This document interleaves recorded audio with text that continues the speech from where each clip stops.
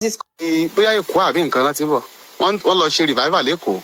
wọ́n wá ń tèkó bọ̀ wọ́n wá yà wọ́n ní ẹ̀mí Ọlọ́run sọ pé káwọn yà káwọn kí mi unfortunately mi ò sí nílé wọ́n bá Isaac Mayor wọ́n bá Abọ́ládé Salami wọ́n bá Peter Peteru wọ́n bá Samson Akindele wọ́n bá wọn nínú hall nísàlẹ̀ wọ́n ní ẹ̀mí Ọlọ́run sọ fún àwọn pé káwọn wá gbàdúrà ń bì wípé ọfà iná ńlá kan làwọn rí yìí àbí báwo lẹ ṣe ní bàbá sọ wọ́n ní bàbá sọ pé àwọn rí ọfà iná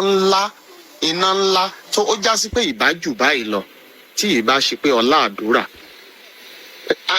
iná yìí tóbi ìgbà tí mo dé ní àwọn Alhaji Abọ́ládé sọ fún mi wípé bàbá wá o wọ́n gbàdúrà fún wa wọ́n náà tí ẹ̀ sọ̀rọ̀ débi pé wọ́n sọ pé ọ̀rọ̀ iná wọ́n kàn sọ pé bàbá wá gbàdúrà o normally bàbá máa ń wá tí wọ́n gbàdúrà fún wa bẹ́ẹ̀ tí bàbá dẹ̀ lọ. ìgbà tí ó wá ṣẹlẹ̀ ní ìjẹta náà ní bàbá wa sì sọ kínní ìjọ Tuesday o wípé kínní ìfẹ́ ṣẹlẹ̀ so ajá sí pé tí ò bá ń ṣe àwẹ̀ pẹ̀lú àdúrà ìbá jù bẹ́ẹ̀ lọ bóyá ìbá má jẹ lé nìkan bóyá ìbá tún mú ẹ̀mí lọ